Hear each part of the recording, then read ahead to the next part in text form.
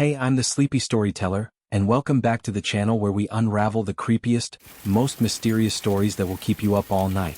If you're into chilling tales and unexplained events, make sure to subscribe and hit that notification bell, because today I'm sharing a college dorm story that will send shivers down your spine. So, get comfortable, maybe turn down the lights, and let's dive right in. I still remember the way the hallway smelled that first day. Not fresh or clean exactly, more like old carpet, faintly damp, mixed with the ghost of burnt popcorn and something metallic I couldn't place. The kind of smell you'd expect in a dorm where hundreds of students pass through each semester, lugging their boxes and suitcases, eager and exhausted all at once. I moved in early August, right before classes started. My dorm room was on the third floor of an aging brick building, the kind of place you imagine from a 90s college movie. Narrow hallways, flickering fluorescent lights, and walls covered in faded bulletin boards plastered with event posters from months, maybe years ago. Some peeling, some scribbled on in marker by bored students. Room 316. It was just me and my duffel bag as I pushed the heavy door open. The air inside was stale, like it hadn't been aired out since last spring. The window was cracked open just a sliver, which let in the humid August breeze and the low murmur of distant traffic. The room was smaller than I imagined. 2 beds, 2 desks, 2 closets squeezed side by side, and that awkwardly narrow space in the middle where you learned quickly not to trip over your own feet. My roommate was supposed to arrive later, but I was too restless to wait. I dropped my bags on the bed closest to the window, flopped down, and stared up at the ceiling. The peeling paint looked like a map of some forgotten continent. It was quiet. Too quiet for a dorm on move-in day. Maybe because I was alone. I unpacked the essentials: books, clothes, a few photos taped inside my journal. My phone buzzed with messages from friends already settled in other dorms, joking about late-night pizza runs and roommate drama. I tried to shake off the creeping unease as I settled into the space. The window gave a nice view of the campus quad, green trees, students walking to and fro, but I couldn't ignore the feeling that something was off. Later that evening, my roommate arrived. His name was Ben. Tall, lanky, with dark circles under his eyes like he hadn't slept in days. He carried a single backpack and a guitar case, moving with a kind of tired ease that made me wonder if he was a freshman at all or some transfer student with a dozen semesters under his belt. He smiled when he saw me, but it didn't reach his eyes. "Hey," he said softly, dropping his things near his bed. "Hey," I replied, trying to sound casual. We exchanged the usual icebreakers, where you're from, what you're studying, but something in the air shifted. The way he avoided eye contact when I asked about the dorm, or the way he flinched when the hallway light flickered, like he was expecting something bad to happen. That first night, I barely slept. I heard it just after midnight, a soft tapping sound against the wall near my bed. At first, I thought it was the heater kicking on or maybe a branch scraping the window. But the tapping kept coming, steady and slow, like a Morse code I couldn't decipher. I rolled over, heart pounding, and listened. The sound stopped. I lay still, waiting for it to start again. Nothing. The next morning, Ben was gone when I woke up. His bed was neatly made, but his desk was empty, no guitar case in sight. I chalked it up to an early class or a morning errand. But that night, the tapping returned, this time louder, closer. Sometimes it moved along the wall, sometimes it stopped at the closet. I started noticing small things out of place. A book shuffled a few inches from where I left it on the desk. My water bottle flipped upside down on the floor. A photo I taped inside my journal was missing. I told myself I must be imagining it, but then the whispers started. Soft murmurs that didn't come from anywhere in particular. Sometimes clear words, my name, a warning, other times just garbled static. One night, I swore I heard footsteps pacing just outside my door, slow and deliberate. When I opened it, nothing. Ben never talked about any of this. In fact, he seemed to avoid the room as much as I did. One afternoon, I found him in the common room, staring at the floor, barely acknowledging me. "Everything okay?" I asked. He looked up, eyes glassy. "Dorm's weird," he said finally, voice barely above a whisper. "Like it's alive or something." "Alive." He shook his head. "You'll see." That's when I found the notebook. It was wedged between the radiator and the wall, pages yellowed and torn, filled with scrawled notes, strange symbols, and half-finished sketches of faces with hollow eyes. The handwriting was shaky, sometimes frantic. One page read, "They watch. They never sleep. I'm not alone. They want me gone." My heart thudded as I flipped through it. Who wrote this? A previous occupant? Someone who'd lost their mind in this room? I didn't tell Ben. I wasn't sure I trusted him anymore. Days passed and the incidents only grew. I started locking the closet door with a small padlock I bought. Still, the noises came, scratching, tapping, whispering, always just out of reach, always when I was alone. The final straw was the night I woke up to find my bed shaking. Not a tremor or a dream, real physical movement. I sat up, frozen as the shaking grew stronger. Then I heard it. A low, guttural growl coming from the closet. I stared at the door, wide-eyed, heart racing. Slowly it creaked open just a crack. And then, silence. I never opened it that night. The morning after the closet door creaked open, I barely slept at all. I kept telling myself it was just the building settling or a loose hinge, but deep down I knew that wasn't true. That night something had been in there. Something watching. I decided to do something I normally never would. I called the campus security office. The voice on the other end was polite but dismissive.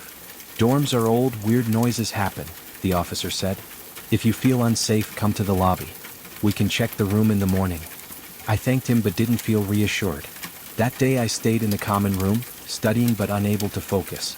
Every creak from the hallway made me jump. Every shadow that flickered against the wall looked like a face watching me. Ben didn't come back that whole day. By evening, I was tempted to pack up and leave. But something kept me rooted there, like I had to understand what was happening. That night I left my phone recording on the desk, pointing toward the closet door. I wanted proof. Around 1:33 a.m. I woke to the tapping again. Soft, slow, deliberate. I whispered, "Who's there?" No answer, but the tapping grew louder, then stopped. Suddenly, the closet door swung open wide. I grabbed my phone, the screen glowing blue in the dark. And then, nothing. Empty closet. I exhaled shakily and sat back down. But the recording was still going.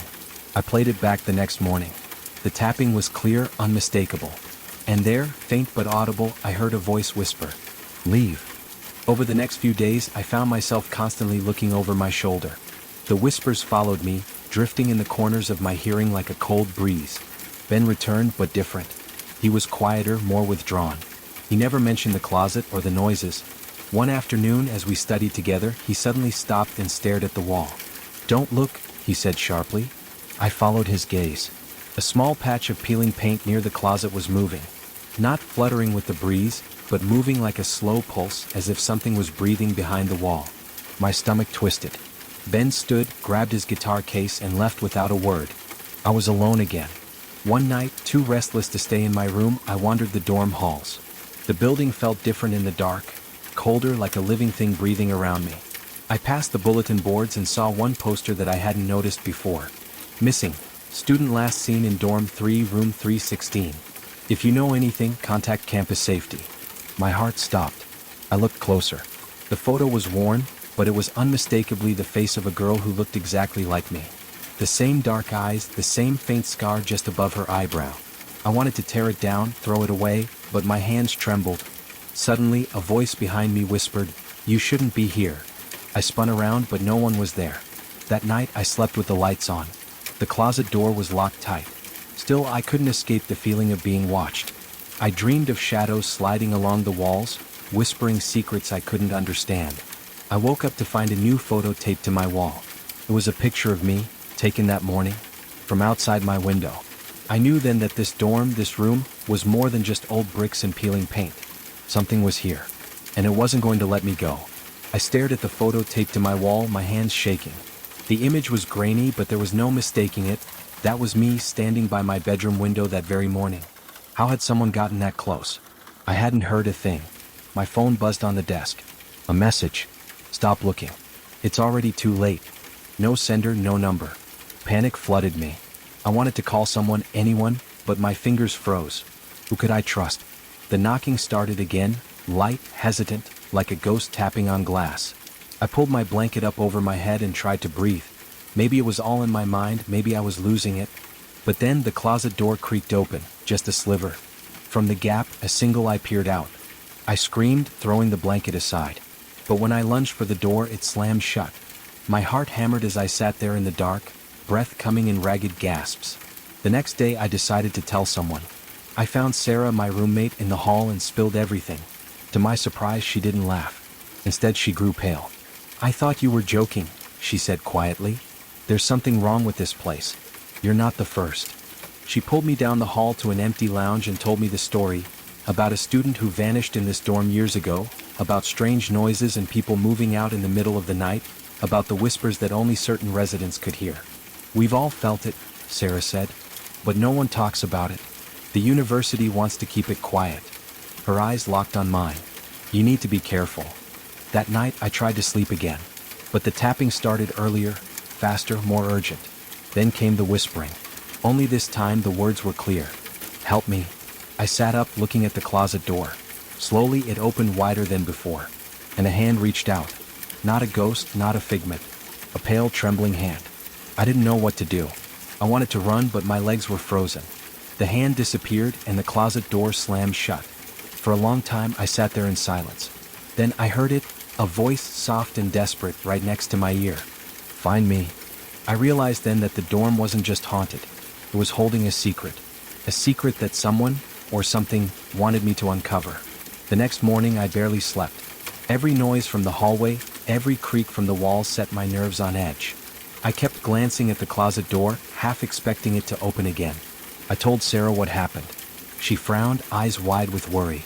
"This is bigger than just some prank," she said. "We need to find out what's behind this." We decided to investigate together. First stop, the university archives. The archives were tucked away in a basement room, dusty, dim, and filled with decades of forgotten paperwork. The librarian, an elderly woman with sharp eyes, seemed to sense our urgency and led us to a shelf marked Dorm 12 Incidents. As we flipped through the yellowed pages, a pattern emerged. Reports of strange noises, disappearances, and even a student named Michael who vanished without a trace nearly 10 years ago.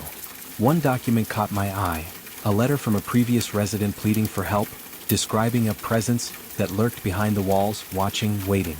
The last line chilled me: "If you find this, be careful. It's still here."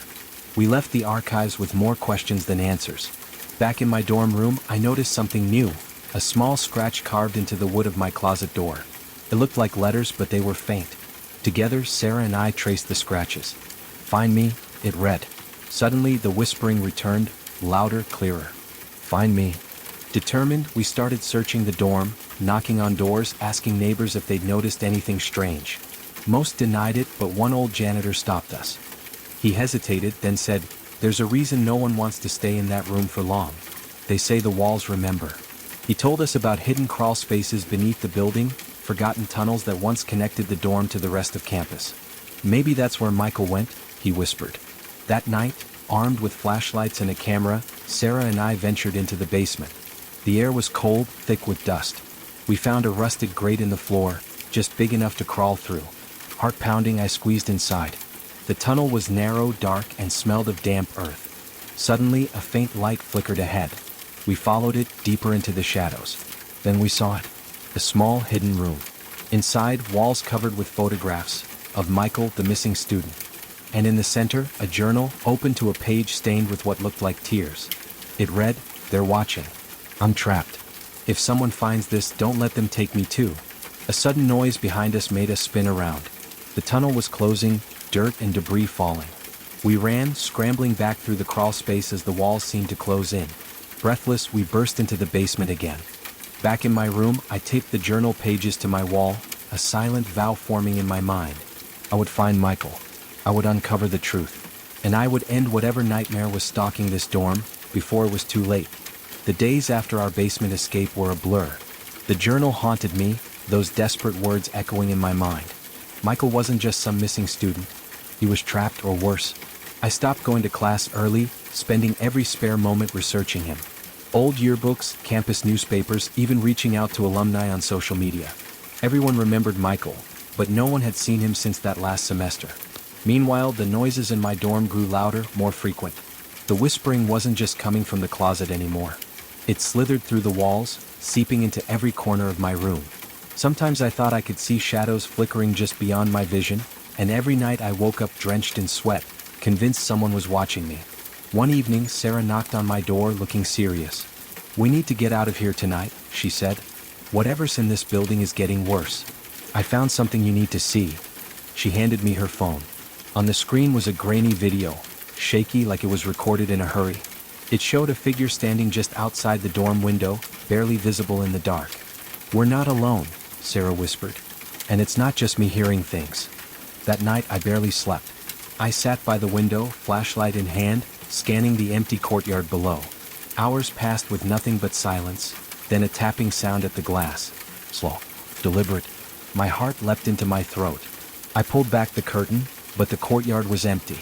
The tapping continued. I followed it down the hallway, the sound echoing louder until it stopped abruptly at the closet door. For a moment, silence. Then the door creaked open. I froze. The closet was empty, but inside a single photograph lay on the floor. It was Michael, smiling, but his eyes were hollow, almost pleading. I picked it up, my hands trembling. The nightmare was far from over. The next morning, I found a note slipped under my door. In shaky handwriting it said, "Find the truth before it finds you." It was signed with a symbol, a circle broken by a jagged line, something I'd never seen before. Determined to end this, Sarah and I planned to return to the hidden room in the tunnels. We needed to find out what had happened to Michael and what was really living inside these walls. But as we descended into the basement that evening, I couldn't shake the feeling that something was waiting for us in the darkness, watching, waiting to pull us into its endless nightmare. But as we descended into the basement that evening, I couldn't shake the feeling that something was waiting for us in the darkness, watching, waiting to pull us into its endless nightmare. The basement smelled of damp concrete and old mildew, the air thick and heavy like it hadn't been disturbed in years. Our footsteps echoed faintly against the walls, every creak of the wooden stairs sending a jolt through my spine. Jason held his phone flashlight steady, the narrow beam cutting through the black, but it barely reached more than a few feet ahead. "I don't like this," Mia whispered, clutching my arm. "Are you sure we should be down here?" I swallowed hard, nodding. "We need to see what's going on. Maybe there's an explanation for all the weird stuff upstairs." The deeper we went, the colder it got. I pulled my jacket tighter around me, but it didn't help. Something about the silence was unnatural. No dripping water, no rustling rats, nothing but a heavy stillness that pressed against our eardrums. Then suddenly the beam landed on a door, old, wooden, scratched up with faded letters barely visible. "Storage," Jason read out loud. The lock on the door was rusted, but surprisingly it wasn't latched. I hesitated for a moment, the hair on my neck standing up. Something told me to run back upstairs, but the group was counting on me to lead. With a shaky breath, I pushed the door open. Inside, the weak light revealed shelves lined with boxes covered in dust and cobwebs. But what caught my eye was the wall at the far end. It was covered in strange symbols, drawn crudely in what looked like charcoal. Mia gasped. "What is that?" I stepped closer, heart pounding, tracing the jagged lines with my eyes. The symbols twisted into shapes I didn't recognize, almost like a language or a warning. Then I heard it, a faint scratching sound like claws scraping against wood coming from the far corner. We froze. Jason's light flickered. A cold breath brushed past my ear, and I swear I heard a whisper, just on the edge of hearing, "Leave." Panic surged through me. "We need to get out. Now." We backed toward the door, but as we moved, the shadows seemed to shift, twisting into shapes that weren't ours. The scratching grew louder, more frantic, as if something was clawing its way closer. The door slammed shut behind us with a deafening bang. I spun around, but the flashlight died completely, plunging us into total darkness.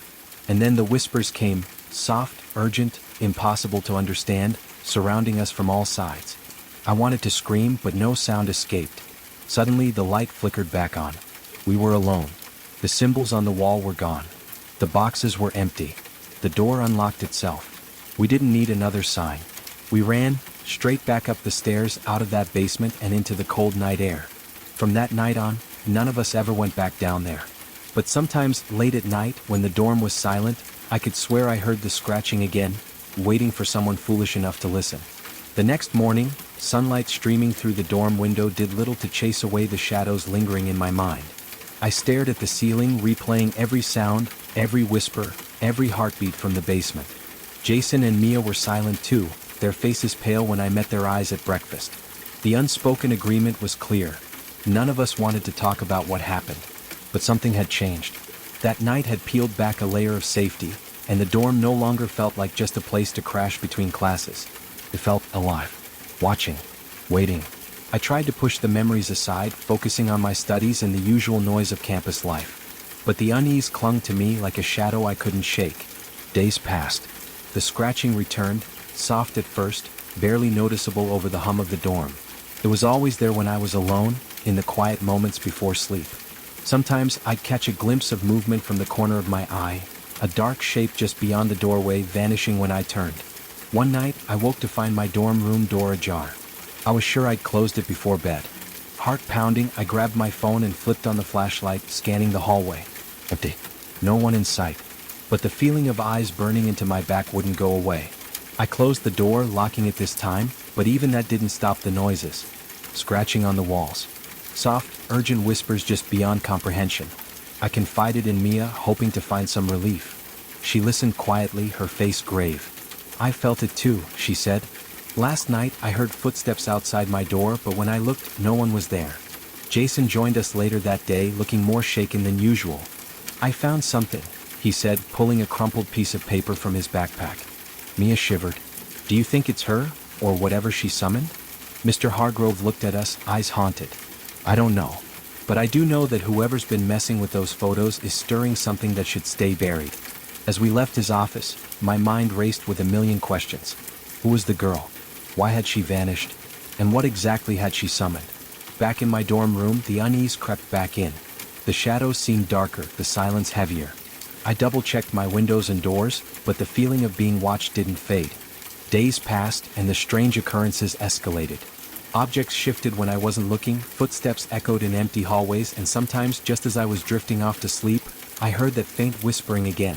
Soft, chilling, calling my name. One night, I woke to the sound of scratching at my bedroom door. My heart pounding, I grabbed my phone and flicked on the flashlight. The beam caught nothing but shadows. Slowly, I opened the door and found a single Polaroid photo taped to the frame. I peeled it off with trembling fingers. It was a picture of me sitting at my desk, staring blankly at my computer screen. Somebody was watching. And they weren't done yet.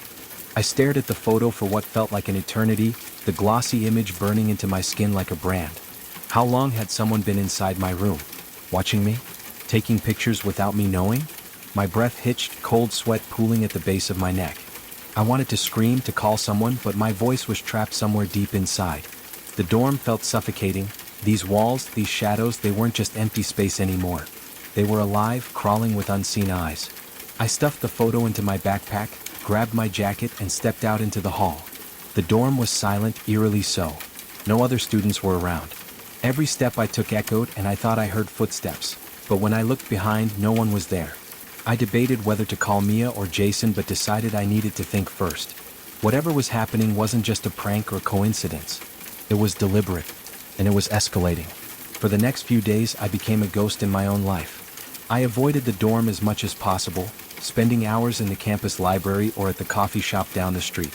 But no matter where I went, that creeping sensation followed, the sense of being watched, hunted.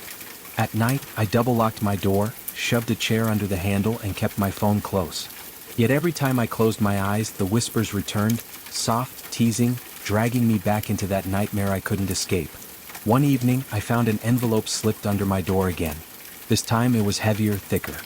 Inside was a notebook, pages filled with messy, frantic handwriting, cryptic symbols, and drawings of faces twisted in agony. The last few pages were a chilling diary, describing someone's descent into madness, their obsession with a shadowy figure that lived in the basement, feeding on fear and pain. I brought the notebook to Mia and Jason. We pored over it, each word sinking like a stone in our stomachs. This is the girl Mr. Hargrove was talking about, Mia whispered, voice shaking. She was trying to communicate with whatever was down there. But she lost herself to it. Jason slammed his fist on the table. We have to destroy that thing. Whatever it is. But how? The more we dug, the more it felt like the dorm itself was alive, a trap built from sorrow and anger, pulling us deeper into a dark spiral. That night I couldn't sleep. The walls whispered louder, the shadows danced closer. My phone buzzed, a message from an unknown number. I see you. Panic clawed at my throat. The nightmare was no longer just in my head. It was real, and it was coming for me. I stared at the message, my fingers trembling so badly I nearly dropped the phone. I see you. Just 4 words, but they echoed through my entire body like a scream. Who is this? I typed back, heart hammering against my ribs like a trapped bird. No reply.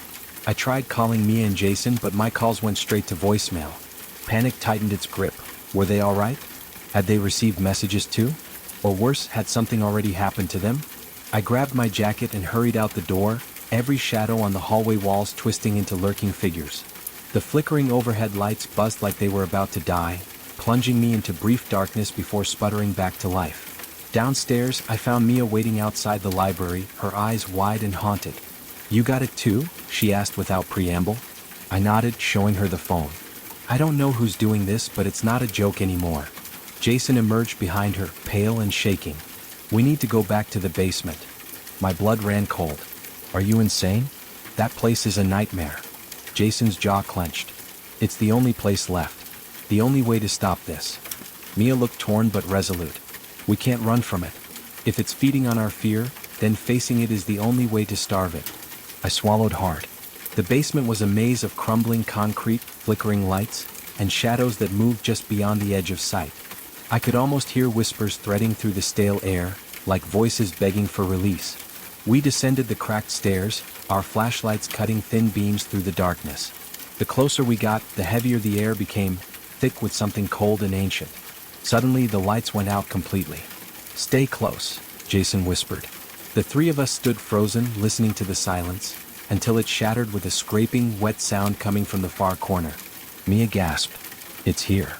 From the shadows emerged a figure, or maybe a shape, more shadow than substance, twisting and flickering like smoke caught in a breeze.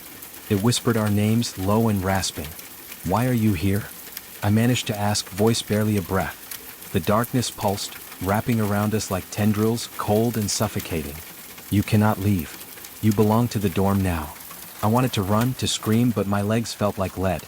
Then Mia stepped forward, holding the notebook. "We know your story," she said firmly. "You're not just darkness. You're pain, trapped and forgotten. But we won't let you control us." The shadow hesitated, wavering like a flame in the wind. Then it roared, a sound that tore through my bones, full of rage and despair. Jason raised his flashlight, shining it straight into the darkness. The beam caught something, a glimmer, a shape that flickered and faded. "Fight it," Mia yelled.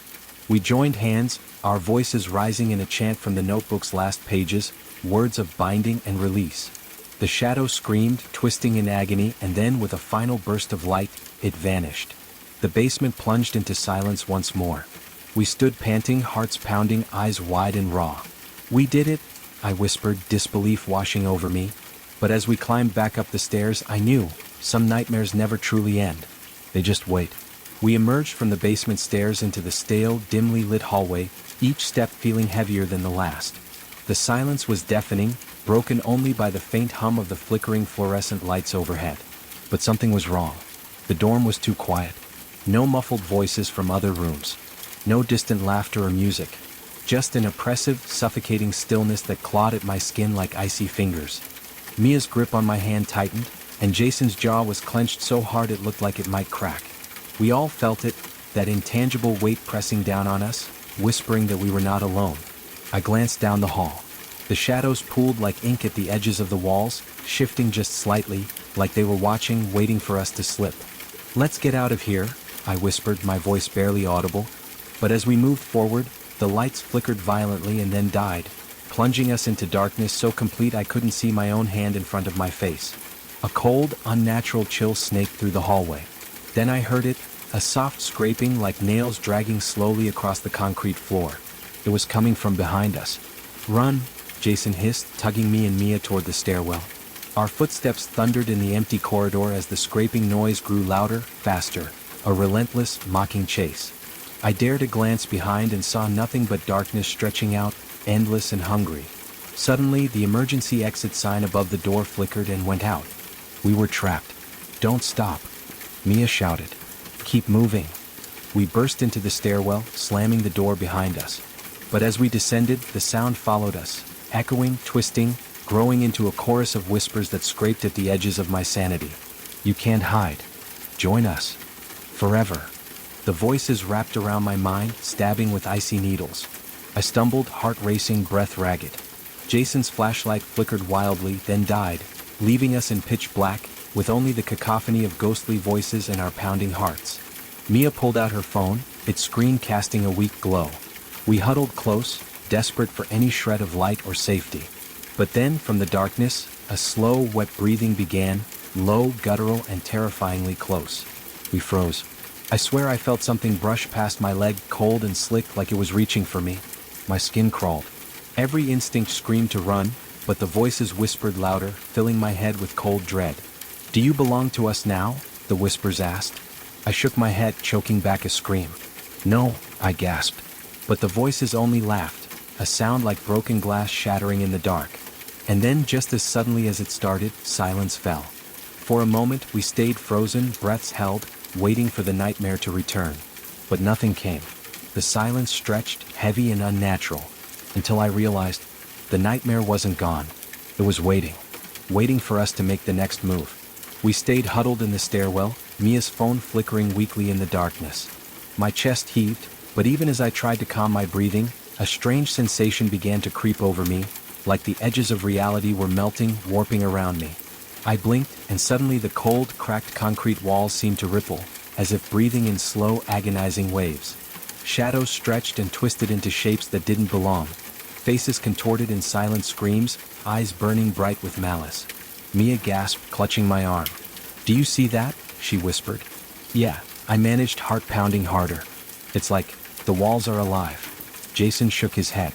"We're just stressed. It's nothing." But I wasn't so sure. The whispers from before returned, soft at first, then growing louder, filling the stairwell with voices that weren't ours. "Leave, stay, come closer, run away." Their words jumbled and twisted, impossible to decipher, but I felt their meaning sinking into my skin like poison. And then a flash. A vision of my dorm room appeared behind my closed eyelids. The bed was drenched in shadow, but something sat at the edge, a figure, indistinct but horrible. Its head jerked slowly toward me, and I could feel its cold breath on my face. I stumbled back, gasping, but when I opened my eyes, nothing was there. "Guys," I whispered, voice trembling, "something's wrong. I think this place, it's messing with our minds." Jason frowned but didn't argue. Suddenly, the stairwell seemed to stretch endlessly downward, the steps becoming a spiraling abyss, swallowing us whole. I felt myself falling, the darkness rushing up to meet me. A scream ripped from my throat, but it sounded wrong, distant, echoing like it was coming from someone else. Mia grabbed my hand tightly. "You're okay," she said, but her voice was shaky. I looked at her, but her face blurred and shifted, melting into something monstrous, eyes black as coal, grin too wide, teeth too sharp. I yanked my hand away, stumbling backward, but the walls closed in, the stairwell becoming a cage with no escape. Jason's voice called out, distant and warped. "We need to get out. Now." I forced myself to focus, blinking hard, trying to shake the visions. Slowly, Mia's face returned to normal, the walls ceased their breathing, and the endless staircase became solid once again. But the damage was done. The line between what was real and what was nightmare was disappearing. And deep inside, I knew the dorm was alive. And it was hungry. I swallowed hard, trying to steady my shaking hands as we kept descending. The further down we went, the heavier the air felt, like we were drowning in it. My vision blurred for a moment, and suddenly I wasn't sure if I was looking at the stairwell or some warped nightmare. Mia's voice cut through the fog. "Did you hear that?" "Hear what?" Jason replied, scanning the darkness. "A whisper. Like someone calling my name." I felt it too, soft, barely audible at first, like a secret carried on the wind. But then it grew louder, echoing off the cold walls, twisting around us like a serpent. "Lena, Lena, come here." I blinked rapidly, trying to clear my mind, but the walls around me rippled, shifting like water.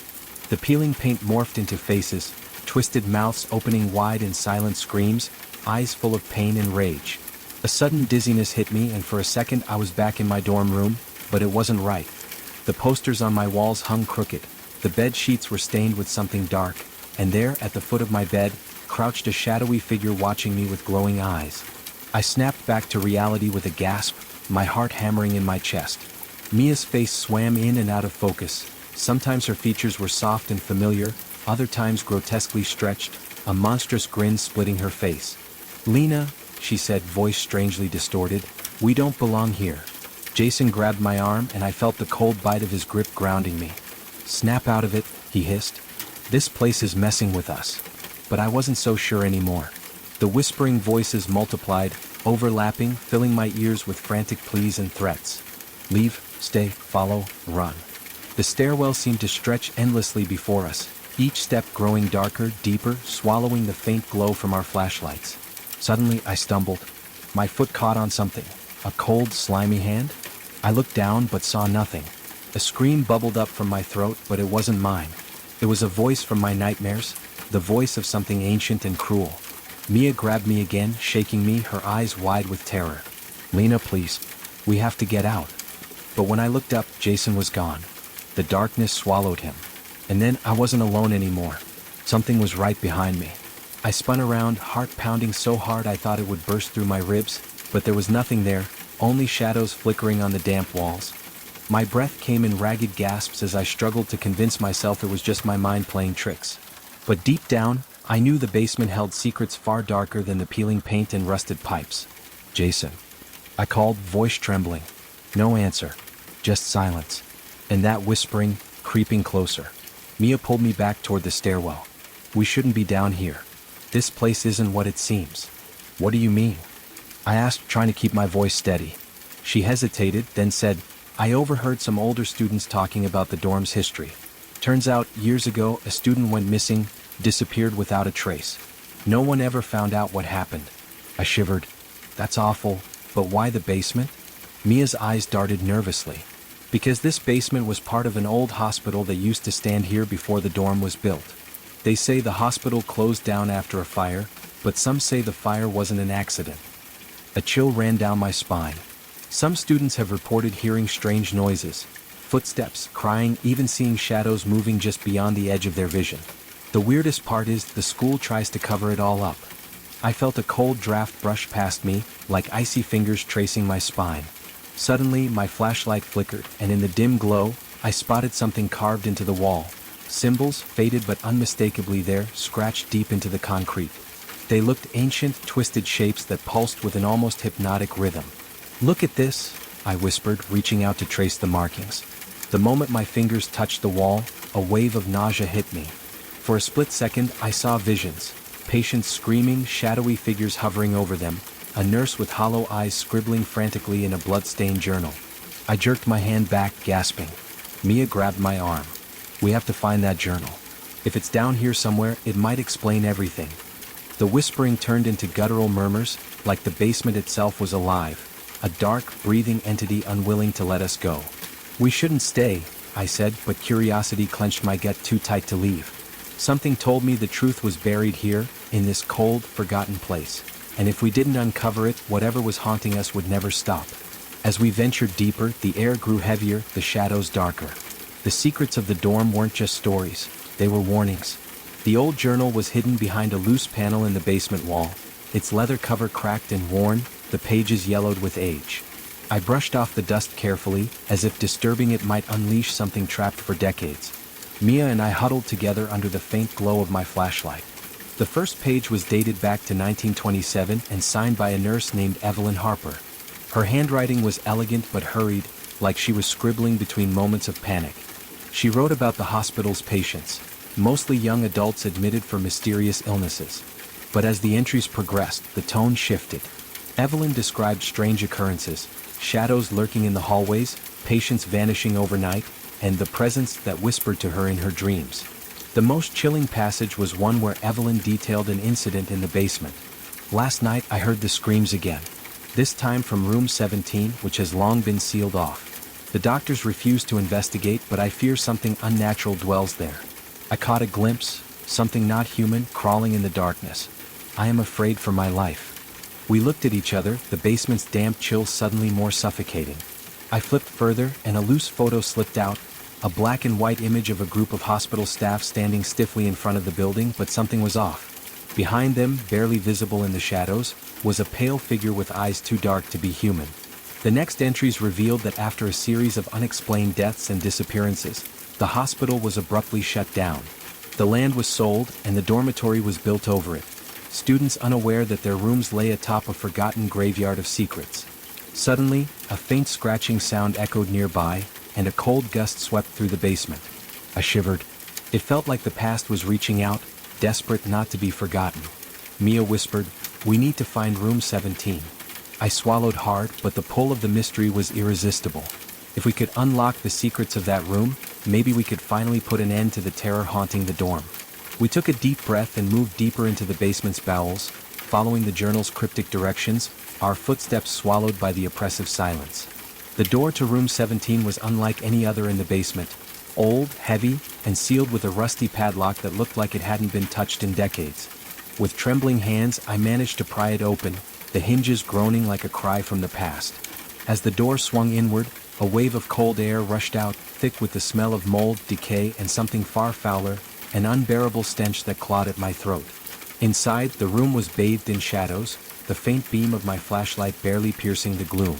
The walls were covered in peeling, yellowed wallpaper, stained with dark, unidentifiable smears.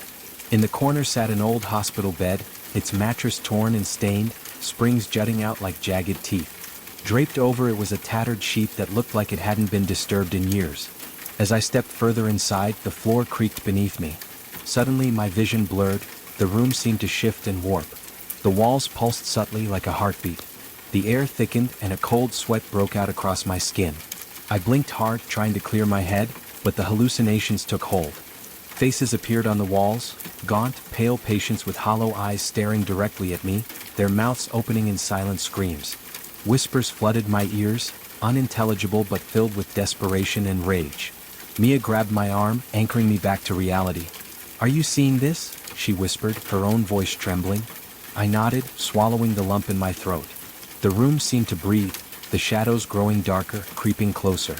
In the far corner, I thought I saw a figure crouched low, watching us with eyes that gleamed like obsidian. A sudden thud behind me spun me around, nothing but a falling piece of plaster. But then the whispers grew louder, merging into words. "Leave, leave before it's too late."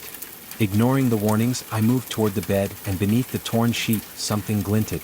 Pulling it aside revealed a rusted metal box, locked but fragile with age. Using a loose nail from the floorboards, I pried it open. Inside were more photographs, similar to those we'd seen downstairs, but these were different. Distorted images of students, faces twisted as if trapped in eternal torment. There were also old medical instruments, rusty scalpels, syringes filled with cloudy liquid, and a diary, its cover cracked but intact. I opened the diary. The handwriting was frantic, smeared with dark stains. They never wanted us to leave. The experiments changed us. We're trapped here between worlds, shadows of what we once were. The presence feeds on our fear. Please, whoever finds this, run. The room seemed to close in around us. The hallucinations intensified. The faces grew angry, reaching out with claw-like hands. Mia and I backed out hurriedly, the door slamming shut behind us as if pushed by an unseen force. We ran up the stairs, gasping for breath, the basement door banging shut with a finality that echoed through the dorm. Outside, the sun was rising, but I knew the nightmare wasn't over. The past had left its mark, and whatever haunted room 17 wasn't done with us yet. After that night, nothing felt the same. Even in the bright daylight, shadows seemed to cling to the corners of my vision. Every creak and whisper in the dorm echoed room 17's terrible secrets. I started seeing things, hallucinations that weren't just in the basement. At first, it was subtle, a flicker in the corner of my eye, a fleeting face in the hallway mirror. But soon they became impossible to ignore. In the middle of a lecture, I caught sight of a pale woman standing silently at the back of the room, her eyes hollow, her mouth stretched in a frozen scream. I blinked, she was gone. But the cold dread she left behind remained. Mia wasn't immune either. One night, she called me in tears, saying the walls in her dorm room were weeping dark, viscous liquid. When I rushed over, there was nothing there, but the smell of decay lingered. Sleep became a battleground. I'd lie awake, heart hammering, as whispered voices slithered through the silence. Dreams turned into nightmares so vivid I woke drenched in sweat, convinced something was watching from the foot of my bed. The diary's words echoed constantly in my mind, the trapped souls, the experiments, the presence feeding on fear. I tried to tell others, but the haunting seemed selective. Friends who came with me to the basement felt nothing, saw nothing. They called it stress or imagination. But I knew better. One evening, the lights in the dorm flickered violently. The fire alarm screamed, sending everyone rushing into the hall. I saw it then, a shadow slipping through the throng, a figure with those obsidian eyes from room 17. It stopped just before me, its breath cold as the grave. And as it leaned in, a voice, no, 1,000 voices, whispered in my ear. "You found us. Now we are never leaving." From that moment on, the haunting was relentless. Objects moved on their own. Doors slammed shut, trapping me inside rooms. The whispers followed me everywhere, pleading, threatening, haunting. Mia and I realized the presence wasn't just a ghost. It was a parasite, feeding on our fear, growing stronger with every terrified heartbeat. And it wanted more. The days that followed marked the beginning of my descent into something I couldn't control, couldn't explain. It started small, forgotten tasks, misplaced keys, and inability to focus during lectures. But soon the cracks began to show. I would wake up in the middle of the night, drenched in cold sweat, the echoes of whispered voices still ringing in my ears. They weren't just outside anymore, I could hear them inside my own mind. Murmurs that twisted thoughts, bent reality, and made me question my own sanity. Sometimes in the hallway mirror, I'd catch a glimpse of a reflection that wasn't mine. A shadowy figure standing just behind me, its eyes gleaming with a dark hunger. I'd spin around, nothing. But the fear lingered, clinging to my skin like a second shadow. My dreams became a battleground where the presence's grip tightened. I was trapped in endless loops of drowning in black water, suffocating under invisible pressure, hearing faint screams that turned into laughter, cruel, mocking, endless. Mia tried to pull me back. She would find me sitting in the dark, staring blankly at the peeling wallpaper of room 17, muttering about faces in the walls and voices under the floorboards. She begged me to leave to get help, but the presence had a hold on me that felt deeper than fear. It was a sickness spreading through my very soul. I started losing time.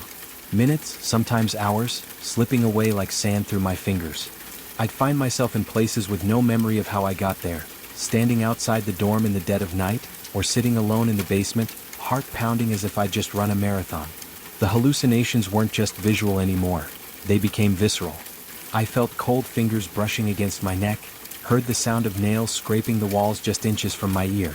At times, the air grew thick with a suffocating presence, like the walls themselves were closing in, crushing my breath. One night, as I lay in bed, paralyzed by terror, the whispering voices crescendoed into a deafening roar.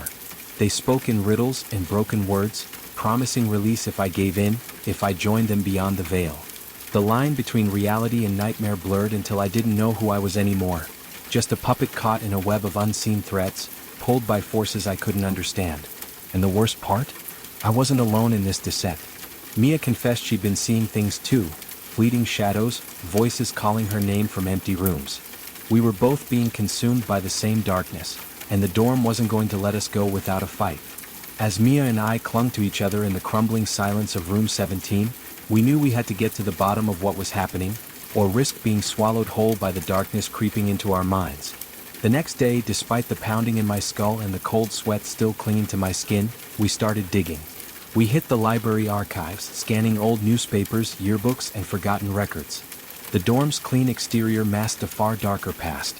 What we found chilled us to the core. Decades ago, before the dorm was ever a place for students, it had been a boarding house. A place meant for troubled souls, those lost to addiction, mental illness, and despair. But something twisted turned it from a refuge into a prison. Room 17, the very room where we'd seen shadows and heard whispers, had been the site of a horrific tragedy. A young woman named Evelyn Harper had vanished without a trace. Rumors swirled that she was tormented by the other residents, pushed to madness, and that her disappearance was never solved. But the archives hinted at something worse. Evelyn was believed to have been kept captive in the basement, locked away by the boarding house's cruel caretaker. Her cries for help echoed through the walls long after she was gone. Mia found a brittle diary tucked away in the archives, written in Evelyn's trembling hand. Its pages painted a harrowing picture of abuse, isolation, and a desperate attempt to escape the creeping darkness that consumed the house. The final entry was a frantic scrawl. "They're coming for me. I can hear them in the walls. The shadows want me. If you find this, save me." The realization hit us like a punch to the gut. The haunting was Evelyn's tortured spirit, trapped in the dorm's walls, trying to reach out, warning us. And perhaps worse, whatever darkness had consumed her wasn't just a ghost story. It was alive, feeding, waiting. Just as we thought we were close to understanding the truth, the dorm's darkness revealed its cruelest secret yet. That night, back in room 17, the whispers returned, louder, more urgent, almost pleading. But this time, I noticed something strange. The voice wasn't just coming from the walls. It was coming from inside me. At first, I thought I was losing my mind. The hallucinations intensified, flickers of shadowy figures, twisted faces appearing in mirrors, voices echoing my name. But then Mia pointed out something even more disturbing. "Look at your hands," she whispered. I stared down and saw words etched into my skin, faint but unmistakable. Evelyn's words. The same frantic phrases from the diary, They're coming for me. That's when it hit me. The dorm didn't just trap Evelyn's spirit. It was using her, and now me, as a conduit. The darkness was alive, transferring itself from one victim to the next, feeding on fear and despair. Mia? She suddenly looked away, her eyes colder than before. You're not the only one it's chosen, she said quietly. In a horrifying revelation, Mia confessed she'd known more than she let on. She had lived in the dorm for years, cycling through the same nightmare, but each time losing herself a little more. The dorm didn't just haunt the place. It trapped its residents, stealing their sanity, twisting their memories until they became part of its endless, living nightmare. I wasn't just a visitor anymore, I was next. The moment Mia's words sank in, the room seemed to close in around me. The walls pulsed with a sickly glow, shadows crawling along every surface like living things. The whispers morphed into screams, a chorus of lost souls begging for release or warning me to run. But there was no time for fear. I had to fight. Help me, I begged Mia, but her eyes were distant, clouded with a terrifying emptiness. For a split second, I saw a flicker of the Mia I knew, the friend who had pulled me back from the edge before. Then it vanished, replaced by something colder, a hollow shell trapped by the dorm's curse. I realized the fight wasn't just against the dorm, it was against the darkness infecting Mia too. Grabbing the only thing close by, a broken chair leg, I forced the door open. The hallway stretched endlessly, shadows pooling in every corner, whispering threats I couldn't ignore. I could feel the dorm's grip tightening, a cold pressure seeping into my bones, whispering doubts and fears to break me down from the inside. As I ran, my vision blurred. Hallucinations twisted reality, walls bending, floorboards shifting beneath my feet. Faces appeared in windows, some pleading, some sinister, all impossible to ignore. I stumbled into the basement, the same one we had explored days before, and the darkness here was thick enough to swallow me whole. But I remembered the journal's final entry, a faint hint about a hidden exit beneath the floorboards near the old boiler. Heart pounding, hands trembling, I tore at the floorboards. The sounds of footsteps and whispering grew louder, as if something was closing in behind me. A cold breath brushed my neck and I dared not look back. Then, just as the last plank gave way, a voice, Mia's voice, echoed in my ear, "You can't leave." With one last desperate effort, I climbed down through the hole. The dank tunnel beneath the dorm was suffocating, but it was freedom, or at least the promise of it. Behind me, the basement door slammed shut with a deafening finality. The whispers faded, replaced by silence. But I knew, the dorm wasn't done with me. It never would be. As I crawled through the darkness, the last thing I heard was the faintest echo of a warning from the past. It waits. It watches. It remembers.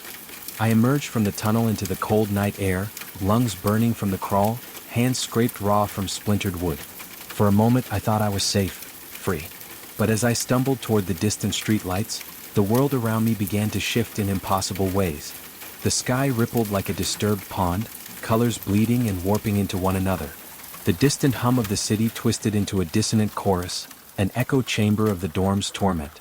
I blinked hard, trying to anchor myself, but the faces followed me, not just in my mind now, but etched into the very fabric of reality. Shadows flickered at the edges of my vision, and whispers snaked around my ears like smoke, twisting words I couldn't quite grasp. At first, I thought I was losing my mind. Maybe the dorm had broken me, left me a hollow shell like Mia. But then I found the notebook, the one I hadn't noticed before, tucked beneath a loose floorboard in the basement tunnel. Its pages were filled with frantic scrawls, fragmented sentences, sketches of symbols I didn't understand. Yet, amid the chaos, I found a pattern, a fractured map of the dorm's dark history, and more terrifyingly, hints at how the dorm itself seemed to bend time and space around it. Every step I took outside felt both familiar and alien, like walking through a dream that refused to end. Conversations I had seemed to loop back on themselves, moments repeating with subtle but chilling differences. I questioned everything, my memories, my senses, my very existence.